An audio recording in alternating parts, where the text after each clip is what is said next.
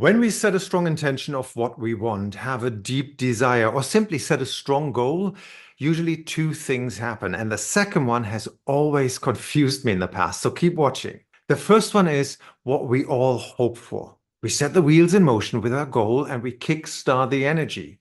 We set our intention and suddenly find ourselves in the right room, meeting the right people and having the perfect conversations for what we want and need. This is the experience most people describe as flow, what many call the law of attraction or simply synchronicities. But then there's the second consequence, and it really confused me before I knew what was actually happening. We can also start to experience some rocky moments and blocks begin to pop up, the stuff that holds us back from achieving our goal. Suddenly, we hit a wall or find ourselves sabotaging our own progress. To most people, this does not feel like flow at all. But in my world, it actually is, because as part of where you want to go, you are simply being shown what you still need to learn. Perfect flow. The patterns you need to change and the beliefs about yourself that you need to let go of will now pop up.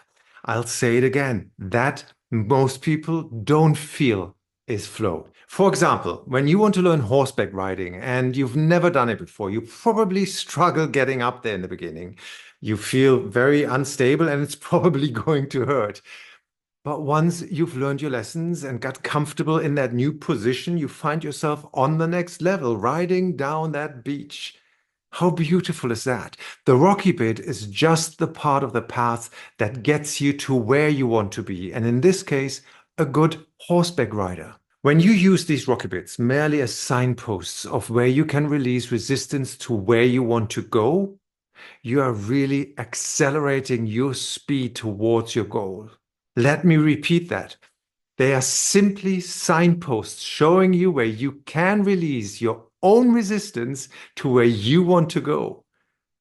When you encounter any feelings of stuckness or find yourselves wondering, why is this happening to me again and again? Ask yourself, if there could be anything I can learn from this situation, what could that be? Is there a pattern that I recognize? If there was a gift for me in this situation, what would that be? So here's flow tip 11 for you. Remember that the rocky and uncomfortable parts can be part of your flow. And since life is always happening for you, they're simply highlighting where you want to expand in order to live the flow you truly desire. Also, this point of view always reminds me that it's not only better outside of my comfort zone, but it's actually safe. So I've put these flow tips into a playlist for you that you should be seeing right here, right now. And we have enough videos together that you can play something that I call flow roulette or the flow oracle.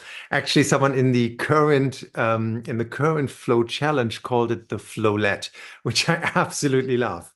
All you do is put your list on shuffle and let flow decide what tip is important for you next. Or you open the app, put your finger on the list, go up and down, and just tap on one without looking. And that's what you want to focus on today. I always like this kind of stuff because usually it is very fitting to what I need to hear that day or what I need to focus on. And that for me is flow.